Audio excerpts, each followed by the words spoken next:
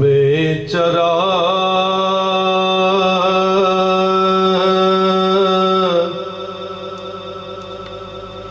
بناتا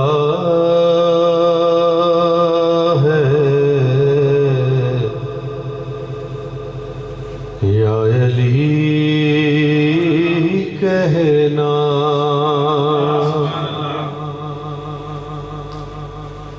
ہمیں چراغ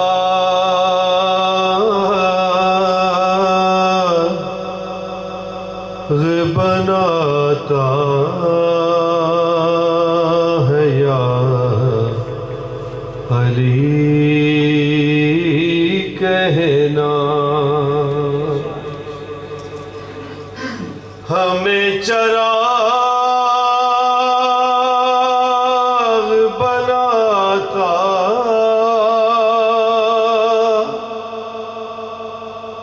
ہے یا علی کہنا خدا کی یاد دلاتا ہے یا علی کہنا خدا کی یاد دلاتا ہے یا علی کہنا اور وہ اس لیے کہ تیرے علم میں اضافہ ہو وہ اس لیے کہ تیرے علم میں اضافہ ہو کئی سوال اٹھاتا ہے یا علی کہنا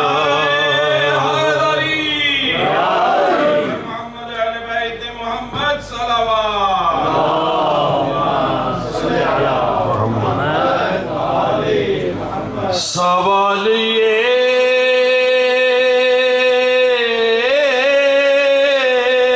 ہے تیرا کیا بنے گا مشکل میں سوال یہ ہے تیرا کیا بنے گا مشکل میں تو ہم کو چھوڑ ہمیں آتا ہے یا علی کہنا تو ہم کو چھوڑ ہمیں آتا ہے یا علی کہنا اور منافقین کے چہرے اترنے لگے ہیں منافقین کے چہرے اترنے لگتے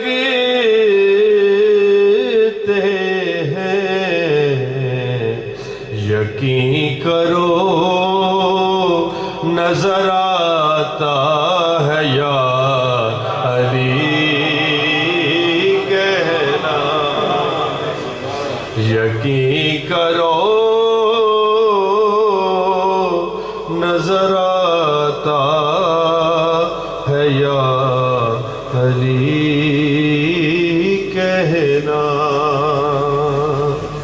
اسی بہر میں دو تین اشعار. ہمیں حدیث سے رسالت ماب کافی ہے. ہمیں حدیث سے رسالت ماب کافی ہے. غدیر خم پہ ہوا انتخاب کافی ہے. تو بہت توجہ چاہوں گا. اسی زبان سے جاری ہوا تھا لولا علی. اگر علی نہ ہوتے تو میں ہلاک ہو جاتا. اسی زبان سے جاری ہوا تھا لولا علی. جو کہہ رہی تھی خدا کی کتاب کافی ہے. جو کہہ رہی تھی خدا کی کتاب کافی ہے. اور سوال بیعت فاسق کو حشر تک کے لیے حسین تیری نہیں کا جواب کافی ہے. آخری شعر آپ کی سماعتوں میں نظر ہے. اور وہ ایک عشق جو رومال سیدہ پہ گرے. وہ ایک عشق جو رومال سیدہ پہ گرے. وہ ایک عشق برائے ثواب کافی ہے. محمد و آل محمد صلی اللہ علیہ وسلم. اعوذ باللہ من الشیطان الرجیم. بسم اللہ الرحمن الرحیم. افوض امری الی اللہ ان اللہ بصیر بالعباد. الحمد للہ رب العالمین والصلاة والسلام والتحیۃ والاکرام علی خیر الانام وعلى أهل بيته الطيبين الطاهرين المعصومين الذين أذهب الله عنهم الرجس وطهرهم تطهيرا. اللهم صل على محمد وآل محمد وعجل فرجهم. اللهم إنا نرغب إليك في دولة كريمة تعز بها الإسلام وأهله وتذل بها النفاق وأهله. اللهم وسر نبيك محمدا صلى الله عليه وآله برؤيته ومن تبعه على دعوته واللعنة على أعدائهم أجمعين. أما بعد قال الله تبارك وتعالى في كتابه الكريم. بسم الله الرحمن الرحيم. تبت يدا أبي لهب وتب ما أغنى عنه ماله وما كسب سيصلى نارا ذات لهب وامرأته حمالة الحطب في جيدها حبل من مسد صدق اللہ العلی العظیم۔ اس مجلس کی قبولیت کے لیے اور ابتدائے زندگی سے اس مقدس نشست تک جو نیک عمل بھی ہم نے انجام دیا ہے، ان تمام نیک اعمال کی قبولیت کے لیے اسی طرح کی توفیقات بارگاہ خدا اور ذکر اہل بیت کی ہماری زندگیوں میں آخری سانس تک، ہمارے بچوں میں، ہمارے نسلوں میں یہ توفیقات قیامت تک قائم و دائم رہنے کے لیے تمام مومنین اور مومنات کی شرعی اور دلی اور جائز مرادوں کے پورا ہونے کے لیے، مخصوصاً حاضرین امام بارگاہ مقدس الہادی سینٹر اور جو مومنین اور مومنات اس مقدس پروگرام کو مشاہدہ کر رہے ہیں، سب کی دلی اور شرعی حاجات کے پورا ہونے کے لیے دعاؤں میں دعا اور دعاؤں میں سر فہرست امام وقت کی سلامتی اور امام کے جلد ظہور کے لیے صلوات پڑھ محمد و آل محمد، اللہم صلی علی محمد و آل محمد وعجل فرجہم۔ محترم مومنین اور مومنات، ماہ ربیع الاول اور یہ جو ایام گزرے ہیں عالم اسلام کے لیے بڑے مقدس اور بہت ہی عظیم ایام میں ان کا شمار ہوتا ہے، اور ربیع الاول سے پہلے جو مناسبت جس میں شرکت کرنے اور حصہ لینے کی توفیق اللہ کریم سے ہمیں اور آپ کو نصیب ہوئی، محرم اور سفر کی مناسبتیں تھیں جس میں اہل بیت کا ذکر اور آپ کی شہادتوں کو یاد کیا جاتا تھا۔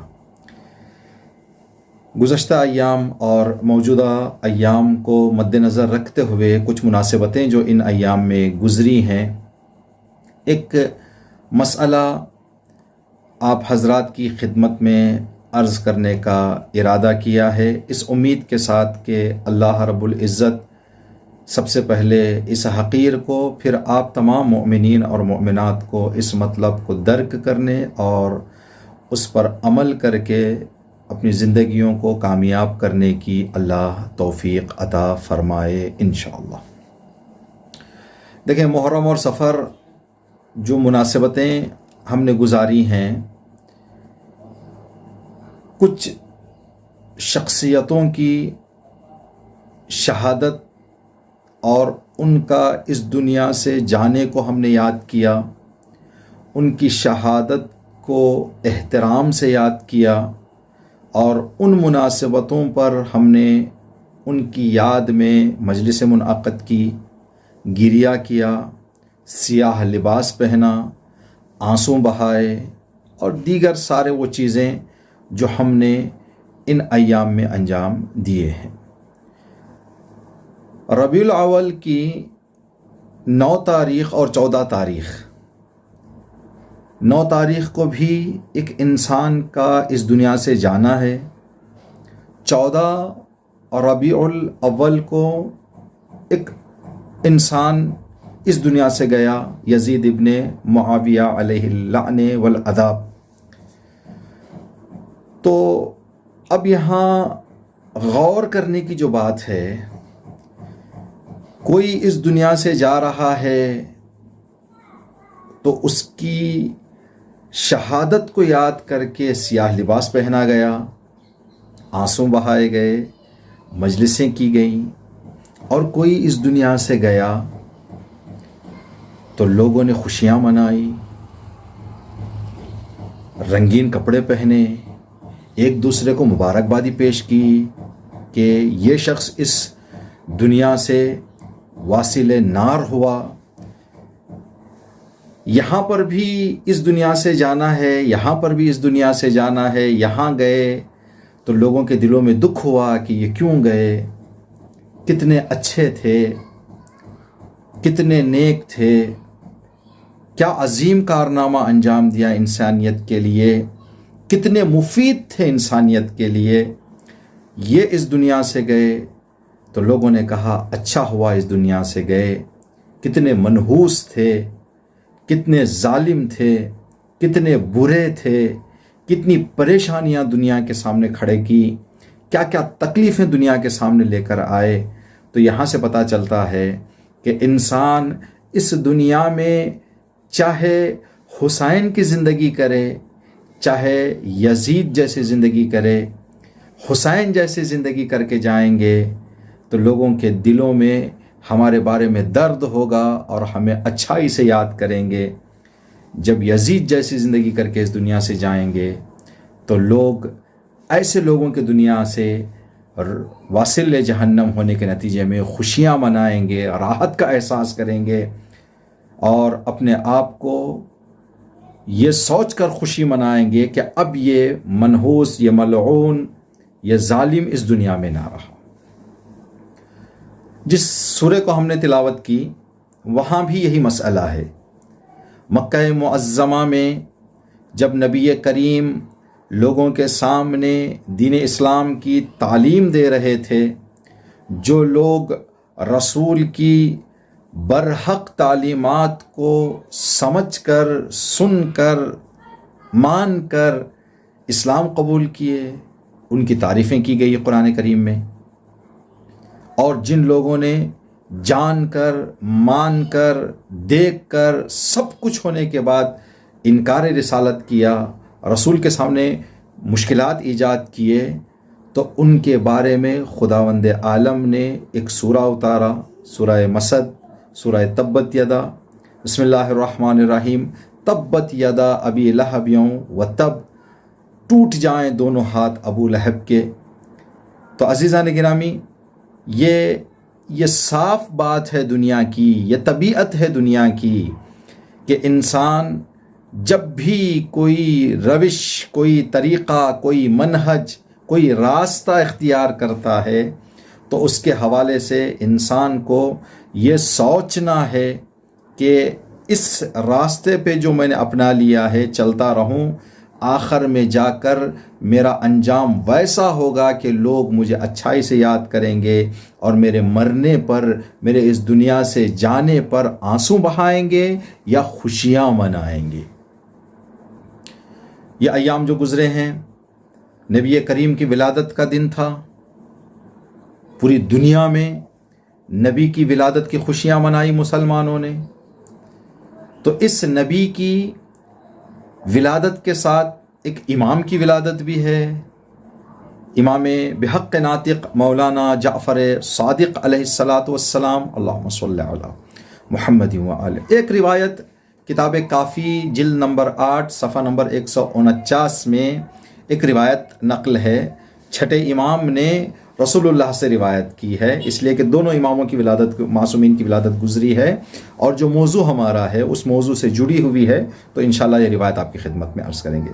چھٹے امام فرماتے ہیں کہ نبی کے زمانے میں ایک بندہ نبی کی خدمت میں آیا، اتا رجل عند رسول اللہ، فقال، آنے کے بعد اس نے کہا، یا رسول اللہ، اے میرے نبی، اے میرے رسول، اے میرے پیغمبر، مجھے نصیحت فرمائیں، کوئی ایسی بات کہیں جس کو میں سنوں اور اپنی زندگی میں اپناؤں، کامیاب ہو جاؤں۔ جیسے اس بندے نے کہا کہ یا نبی اللہ، مجھے آپ نصیحت فرمائیں، تو رسول خدا نے 3 مرتبہ اس بندے سے اقرار لیا، اعتراف کروایا اس بندے سے، فرمایا کہ دیکھو تم مجھ سے نصیحت طلب کر رہے ہو، کیا تم میری نصیحت پر عمل کرنے کا ارادہ رکھتے ہو؟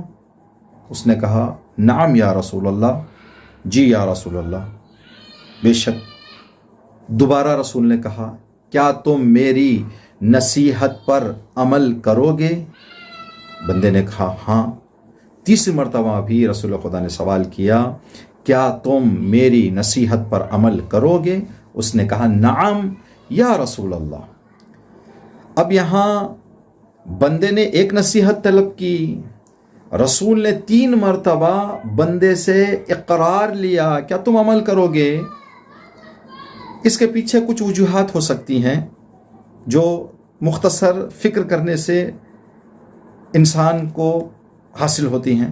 ایک ہو سکتا ہے جو بندہ آیا تھا وہ کچھ مقدس لوگوں کی طرح تھا، جو ہر صاحب کردار اور شخصیت رکھنے والوں کے سامنے جا کر اپنے آپ کو یہ بتانے کے لیے کہ ہم مقدس ہیں، ہم اچھے ہیں، ہم تھوڑا دین سے جڑے ہوئے ہیں، آ کر صرف لوگوں سے کہتے ہیں کہ ایک جملہ فرمائیے، ہمیں ایک وصیت کیجیے، ایک نصیحت کیجیے، لیکن عمل کرنے کی کوئی فکر نہیں رہتی۔ ہو سکتا ہے جو سوال کرنے والا ہے ایسے قسم کے لوگوں میں سے تھا، جس کی وجہ سے رسول نے اس کو جھنجھوڑا، کہا کہ دیکھو صرف نصیحت سننا کافی نہیں ہے، بلکہ نصیحت پر عمل کرنا ضروری ہے۔ یہ ایک وجہ ہو سکتی ہے۔ دوسری وجہ نصیحت کا وزن ہے۔ جو نصیحت رسول خدا نے اس ماحول اور اس وقت کی ضرورت کو مد نظر رکھتے ہوئے آپ نے جو ارادہ فرمایا کہ میں اس کو اب یہ نصیحت کرنے جا رہا ہوں، شاید وہ نصیحت کی قدر اور منزلت اتنی تھی کہ رسول نے اس کو یہ احساس دلوایا کہ دیکھو یہ نصیحت سن کر خاموش نہ بیٹھ جاؤ، عمل کرو، عمل کرو گے، یعنی یہ نصیحت بہت ہی قیمتی ہے، جس سے انسان اپنی دنیا اور آخرت کو آباد کر سکتا ہے۔ اس بندے نے کہا کہ ہاں یا رسول اللہ، میں 3 مرتبہ کہا کہ میں عمل کروں گا۔ تیسری وجہ اور تیسری علت یہ ہو سکتی ہے، نبی یہ اشارہ کرنا شاید چاہ رہے ہیں کہ نصیحت سننا، پڑھنا، بولنا آسان ہے، نصیحت پر عمل کرنا سخت، مشکل اور دشوار ہے۔ اگر سارے بولنے والے عمل کر لیتے اور سارے سننے والے عمل کر لیتے تو آج دنیا کا چہرہ کچھ اور ہوتا۔ کہہ دینا آسان ہے، عمل کرنا بڑا مشکل ہے۔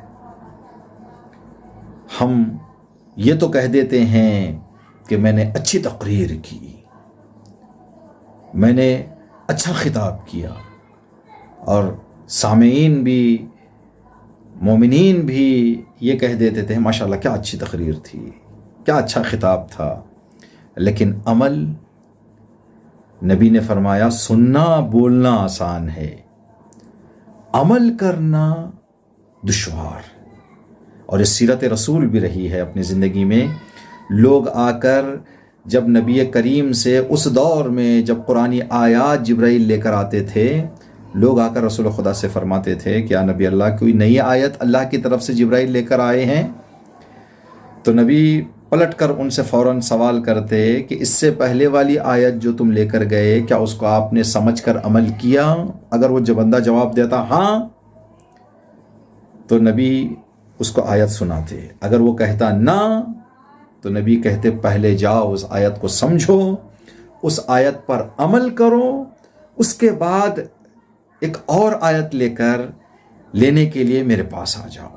صرف آیتوں کو جمع کرنا مقصد نہیں ہے، بلکہ آیتوں کو سمجھ کر عمل کرنا۔ تو نبی نے 3 مرتبہ پوچھا۔ شاید ہم نے اپنے تقریروں کے دوران یہ جملہ آپ کے درمیان کبھی ہم نے عرض کیا، آیت اللہ بہجت رحمت اللہ علیہ سے کسی نے آ کر جیسا سوال رسول خدا سے کیا تھا بندے نے، اسی طرح کا ایک سوال اس نے کیا آیت اللہ بہجت سے کہ آقا مجھے ایک نصیحت فرمائیں آپ۔ تو آیت اللہ بہجت نے مسکرا کر اس بندے سے کہا کہ اے جوان، میری نصیحت تیرے لیے یہ ہے، اب تک جتنی نصیحتیں تو نے شخصیتوں سے سنا ہے اس پر عمل کر لے۔ صرف نصیحتوں کو جمع کر کے نہ جا، بلکہ نصیحت پر عمل کر۔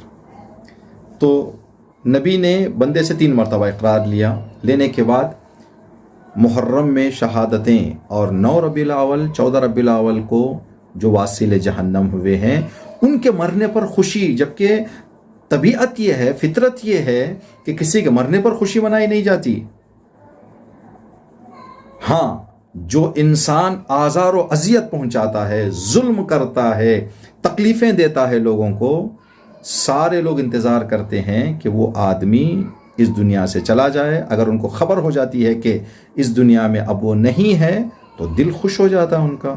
اور دین نے بھی ہم کو یہ تاکید دی ہے کہ ایسے لوگوں کے مرنے کی تاریخ اور مرنے کی خبر سن کر خوشی مناؤ. یہی سورہ جس کو ہم نے پڑھا، سورہ تبت یدا، چھٹے امام جعفر صادق علیہ السلام، اللہم صلی علی محمد و آل محمد وعجل فرجہم، سے روایت ہے کہ امام نے فرمایا جب بھی یہ سورہ پڑھو ابو لہب اور اس کی زوجہ پر لعنت کرو، اس لیے کہ انہوں نے نبی کو بڑی تکلیفیں دی ہیں، مسلمانوں کو بڑی اذیتیں پہنچائی ہیں، انہوں نے رکاوٹیں بہت ساری ایجاد کی ہیں. تو ان کے اس برے کردار سے نفرت کا اظہار کرتے ہوئے ان لوگوں سے ابو لہب اور ابو لہب کی زوجہ پر لعنت کرو جب یہ سورہ پڑھو. سورہ کے دوران جب نام آیا ابو لہب کا، اس کی زوجہ کا ذکر آیا ان کا، تو لعنت کرو ان پر. یہ دین تعلیم دے رہا ہے ہم کو.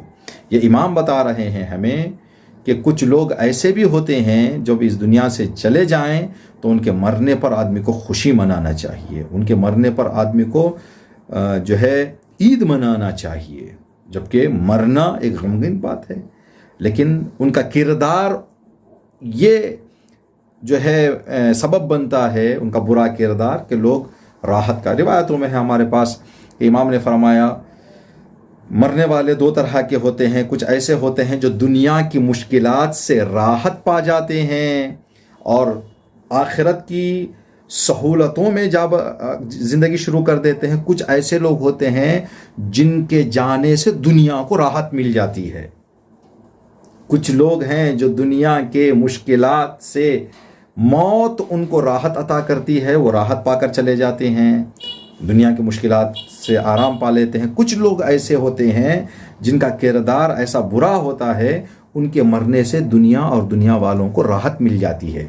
یہ 9 ربیع الاول اور 14 ربیع الاول وہ تاریخیں ہیں جن میں مرنے والوں سے دنیا کو، انسانوں کو راحت ملی ہے، تو خوشی منانی چاہیے.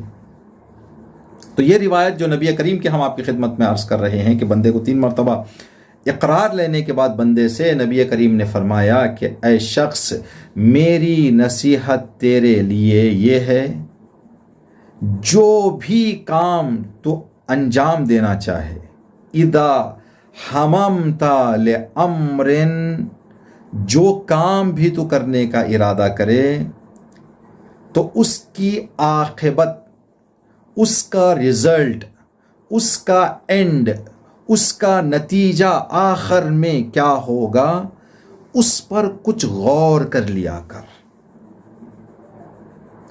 اگر تیرے غور و فکر سے یہ تجھے احساس ہو کہ جو کام میں نے انجام دینے کی فکر کی ہے وہ انجام دوں گا تو میری عزت بھی بچ جائے گی، مجھے ترقی مل جائے گی، میرا نام روشن ہو جائے گا، مجھے بھی فائدہ ہوگا، دنیا کو بھی فائدہ ہوگا، تو اس کام پر مصمم ہو جا، اس کا ارادہ پورا کر لے، انجام دے دے.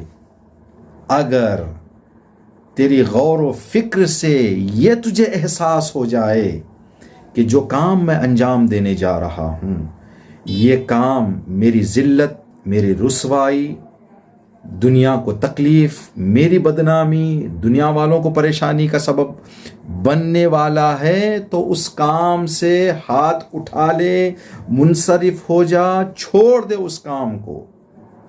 یہ ایک نصیحت نبی کریم کی اگر ہم اس کو جتنا دقت کریں بہت ہی ضروری ہے اور بہت مفید ہے کہ جو بھی کام ہم کرنا چاہتے ہیں پہلے اس کے انجام کو سوچیں، پہلے اس کی عاقبت کو سوچیں، اس کے نتیجے کو دیکھیں کہ نتیجہ کیا ہوگا. آئیں پھر دوبارہ محرم اور سفر میں جن کی شہادتوں کی یاد میں ہم نے مجلسیں گزاری، مجلسوں میں شرکت کرنے کے لیے اپنے آپ میں ہم نے فخر محسوس کیا کہ ایسی عظیم شخصیتوں کا نام لینے کی توفیق ہم کو مل رہی ہے، ایسے عظیم شخصیتوں کے مجلس میں جانے کا ہمیں شرف مل رہا ہے. یہ جو ہم نے احساس کیا کسی کی شہادت پر اور کسی کے مرنے پر ہم نے عید منائی، خوشی منائی، اور یہ دنیا کو بتایا کہ جو گیا ہے وہ بڑا ظالم تھا، بڑا تکلیف دینے والا تھا، بڑا پریشان اس نے کیا ہے. تو ان دونوں کو اگر دیکھیں تو یہی مسئلہ ہے. اگر ابو لہب، اگر یزید ملعون اور یزید جیسے لوگ جو قدم انہوں نے اٹھائے تھے اس کے انجام کو انہوں نے سوچا ہوتا تو کبھی یہ کام نہ کرتے. انہوں نے یا تو نہیں سوچا، یا سوچنے کے بعد بھی جہالت، دنیا کے دھوکے میں آ کر، شیطان کے فریب میں آ کر انہوں نے اپنے فکر کے خلاف قدم اٹھایا، جس کا نتیجہ آج ان کے مرنے کی تاریخ پر دنیا خوشی منا رہی ہے. جس تاریخ کو وہ واصل جہنم ہوئے عید منائی جا رہی ہے. اور امام حسین علیہ السلام کے باوفا اصحاب اور آپ کے ساتھ شہید ہونے والے شہداء، کیوں ہم ان کو عزت اور احترام سے یاد کر رہے ہیں، جن کے نام پر اپنی جان قربان کرنے کے لیے ہم تیار ہیں؟ اس لیے کہ انہوں نے بھی عاقبت کو سوچا اور نیک فکر کی. دیکھا دنیا ساری خاموش بیٹھی ہے، دین اور دینی تعلیمات پیروں تلے روندے جا رہے ہیں. ایسے وقت میں یہ غور کیا جان بچائیں یا جان فدا کریں. عقل نے کہا جان فدا کر دو، دین بچا لو. فکر اس نتیجے پر آئی. اب دنیا لاکھ کہہ رہی تھی تکلیفیں ہوں گی، پریشانیاں ہوں گی، مشکلات ہوں گی، حکومت ساری چیزیں لوٹ لے گی. کہا کہ نہیں، ہم نے جو سوچا ہے وہ صحیح ہے، وہ اس میں عزت ہے، اس میں احترام ہے، اس میں زندگی ہے، خود اپنے لیے اور دوسروں کے لیے. تو ہم یہ قدم اٹھائیں گے. آج 1400 سال بعد بھی شہدائے کربلا زندہ ہیں، جن کی یاد میں دنیا بھر میں ہم مجالس منعقد کرتے ہیں، یاد کرتے ہیں، غم مناتے ہیں. یہ احساس کرتے ہیں کہ ایسا لگتا ہے جیسا اپنا کوئی اس دنیا سے گیا ہے، جبکہ ہم نے ان کو دیکھا نہیں، صرف سنا ہے. لیکن اس لیے کہ حقیقت میں وہ طاقت ہوتی ہے کہ ایسا سامنے جلوہ دیتا ہے جیسے کہ ہے، تو ہم یہ اعمال انجام دے رہے ہیں اور خوشی منا کر بتا رہے ہیں کہ دیکھو جو بد کردار ہوں گے، جو بد صفت ہوں گے، جو بد فطرت ہوں گے، جو بد عاقبت ہوں گے، ان پر لعنتیں ہوں گی.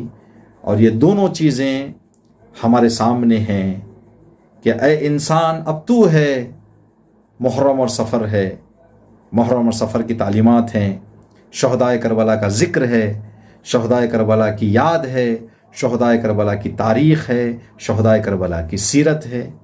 اور 9 اور 14 ربیع الاول ہے. ان بدبختوں کی زندگی ہے، ان بدبختوں کا نتیجہ انجام ہے، زندگی کا انجام. اب تو ہے، تیری مرضی ہے. ایسی زندگی کر جا کہ دنیا تیری قبر کو دیکھے تو درود و سلام پڑھے. کہیں ایسا نہ ہو جائے کہ تیری قبر کو دیکھیں تو لعنتیں کریں، جیسے کہ ان ملعونوں پر لعنتیں کی جا رہی ہیں. سورہ لہب ہم نے پڑھا، تو سورہ لہب کی مختصر ایک داستان آپ کی خدمت میں عرض کر کے اپنی بات کو اختتام پر لے جائیں گے. ابو لہب دور رسالت میں زندگی کرنے والا مکے میں، یعنی ابھی رسول بعثت آپ کو نہیں ہوئی تھی، آپ اعلان رسالت آپ نے نہیں کیا تھا. ابو لہب مکے میں زندگی کرتا تھا، اس لیے کہ ذرا مزاج سے غصے والا تھا. جب غصے میں آ جاتا تھا تو سفیدی کی وجہ سے چہرہ سرخ ہو جاتا، تو لوگوں نے اس کی سرخی کو آگ بگولا ہو جاتا تھا غصے میں، تو لوگوں نے اس کو لقب دے دیا تھا ابو لہب، یعنی آگ کا باپ. اس لیے ہمیشہ سرخ رہتا تھا. اس بدبخت نے لوگوں کی نادانی اور جہالت کا فائدہ اٹھا کر کچھ پتھر کے اور لکڑی کے بت بنائے اور لوگوں کو دعوت دی کہ یہی تمہارا خدا ہے، اس کی عبادت کرو، اس کے سامنے سر جھکاؤ۔ تو نادان لوگ جن کے اندر یہ فطرت میں ہے کہ کسی عظیم شخصیت کے سامنے سر جھکانا ہے، جب حقیقت نہیں ملتی تو مجاز اور باطل کے سامنے چلے جاتے ہیں۔ آ گئے لوگ۔ جب لوگوں کو ان بتوں کی طرف آنے کی عادت ہو گئی تو ابو لہب نے آہستہ آہستہ ان لوگوں سے کہنا شروع کیا کہ ان بتوں کے لیے نظریں کرو، ان بتوں کے لیے سونا اور چاندی لے کر آؤ، ان کے لیے تم اپنے مال کو لٹاؤ۔ تو لوگ آتے تھے، اس اندھے عشق میں لٹاتے جاتے، دولتیں لا کے دیتے تھے، سونا لا کے دیتے تھے، جواہرات لا کے۔ ابو لہب ان چیزوں کی وجہ سے بہت زیادہ مالدار ہو گیا تھا۔ اللہ نے اپنے نبی کو نبوت کے ساتھ بھیجا، کہا کہ اے نبی بت پرستی کا مقابلہ کرو، ابو لہبی فکر کو دنیا سے مٹاؤ، لوگوں کی خدا کے سامنے حاضر کرو، لوگوں کی زبین خدا کے سامنے خم ہوں، باطل کے سامنے نہ ہوں۔ نبی نے جب دعوت دینی شروع کی تو جو مال اس راستے سے اس ملعون کے ہاتھ میں آیا تھا، خود سامنے نہ آ کر کچھ مفلسوں اور بے کسوں کو پیسہ دے کر کہتا جاؤ کچھ نہیں، نبی کے راستے میں کوڑا ڈال دو، نبی پر کچرا ڈال دو، نبی کے لیے راستے میں کانٹے بچھا دو۔ جب ابو لہب کا یہ طریقے سے کام کرنا شدت پکڑ گیا تو اللہ نے ایک سورہ اتارا، جبرائیل سورہ لے کر آئے، سورہ تبت یدا کے نام سے۔ یہ سورہ نبی نے مکے کی فضاؤں میں پڑھا۔ جب مکے کی فضاؤں میں ایک سچے اور امین نبی کی زبان سے مکے کے لوگوں نے سنا تو ابو لہب کے بارے میں جو لوگوں کے ذہنوں میں جھوٹا تصور بیٹھا ہوا تھا وہ نفرت میں بدل گیا۔ ابو لہب کی زوجہ شرم سے مکہ چھوڑ کر چلی گئی۔ دیکھیں عاقبت نہ سوچنے کا کہاں کہاں انجام ہوتا ہے۔ لوگوں سے دور رہنے کے لیے مکہ چھوڑ کر چلی گئی۔ ابو لہب اپنے گھر کے اندر دروازہ بند کر کے بیٹھ گیا، شرم سے باہر نہیں آتا تھا۔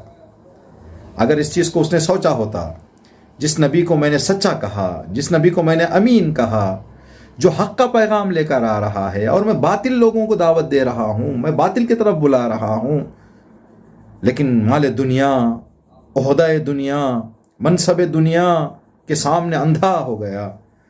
جب عاقبت خداوند عالم نے اپنی گرفت میں لیا، سورہ اتار دیا، ذلت ہوئی، رسوائی ہوئی، شرمندہ ہوا، اس قابل نہ رہا کہ لوگوں کے درمیان آئے، گھر کا دروازہ بند کر کے بیٹھ گیا۔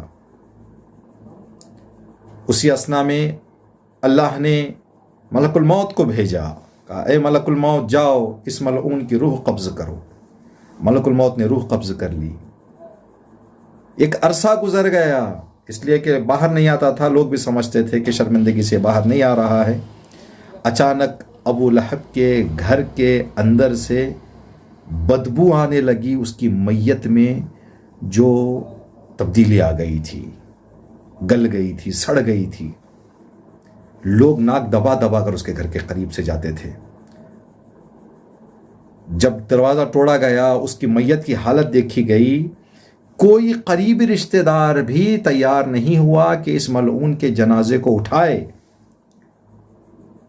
دولت بھری ہوئی تھی کمرے میں، ساری جائیداد سونے اور چاندی کے سامنے، اس رسوائی کے ساتھ اس دنیا سے یہ ملعون گیا۔ کچھ مزدوروں کو پیسہ دیا گیا کہ اس کو لے جا کر کسی دور دراز جگہ پر ڈال دیا جائے تاکہ لوگ اس کی گندگی اور اس کی بدبو سے نجات پا جائیں۔ دیکھیں اگر انجام نہ سوچا جائے تو کبھی کبھی اس حد تک بھی انسان دنیا میں ساری دولت اور سارے رشتوں کو رکھتے ہوئے اتنا مجبور ہو جاتا ہے، اتنا بے بس ہو جاتا ہے کہ اس کو کچرے کے حوالے کر دیا جاتا ہے۔ اور جو انسان انسانیت کے لیے اپنی جان لٹائے، اس کی قبر کی زیارت کے لیے کروڑوں کے زائرین تڑپتے ہیں۔ جو گئے ہیں، خدا ان کی زیارتوں کو قبول کرے۔ جو نہیں گئے ہیں ان کے دل کی تڑپ کو پوچھیں۔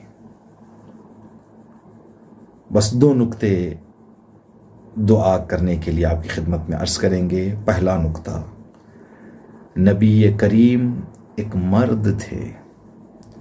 ابو لہب نے